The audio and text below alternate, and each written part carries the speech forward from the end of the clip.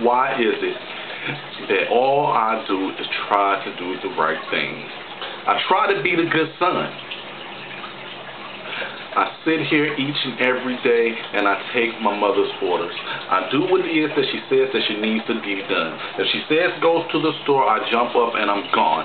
If she says that she needs for me to cook and clean, I do what it is that needs to be done. Why? Because she is mom. I sit here from day to day struggling, trying to make sure that things are right for her because she works and she puts clothes and food on the table. I sit here and I do what has to be done. But what I don't understand is the motherfucking reasoning behind her husband. I mean, he comes in every night drunk and staggering in place. He sits here and tries to act as if he runs the place. He doesn't work, he doesn't do a goddamn thing. So can someone please tell me why the fuck is this thing happening to me? I mean, he sits here and says that he wants to be the man of the house, but he acts like a 12-year-old boy. I'm the same age as his motherfucking daughter, and we do more than he does. I don't understand why it is that I have to go through this shit each and every night just to prove a point. I sit up and all we do is fuss and fucking fight. I don't understand why.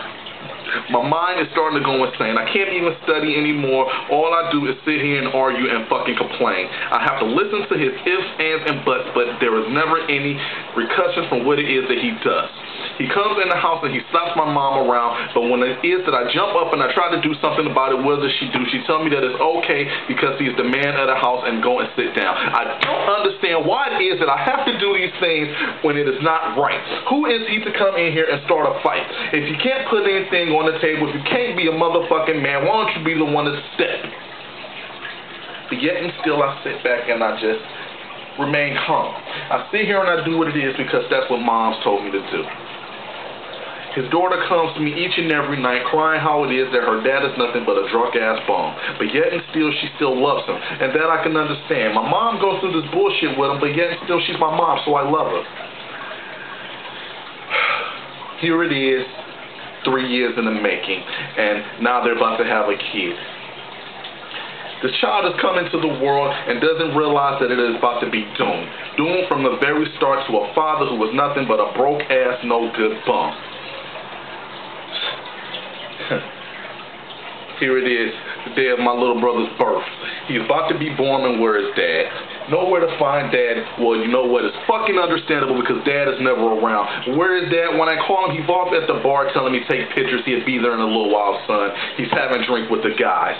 Well, you know what? Look at these tears that are running down my eyes. I don't understand, but yo, why should I fuss? Because it's no surprise. But I realize as time goes on that I have to be a good son, wife for good old moms. Moms now has a new thing going on. She's back in school, you know, now that my brother's 1 year old. She figures that it's time for her to get life together and go and do what it is that she's always wanted to do.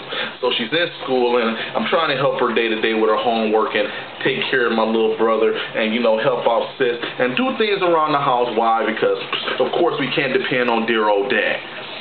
But yet and still, I sit here and I remain quiet and sad. But in his face, I keep a smile upon my face. Can you see it? Can you really fucking see it? No, you can't. Why? Because I'm always mad. Mad at life, mad, period. I don't understand, but this is how I'm hearing it. You know what I feel? I feel nothing. Nothing anymore because it's done, said, and gone. But it's okay. I'm 18 now, and I'm about to move out. I wonder will they notice when I'm gone. Probably not, so I'll just move on. I sit here sad and burdened, but I realize that this is what is going to be done. But it's okay, because you know why? I don't have to deal with it anymore.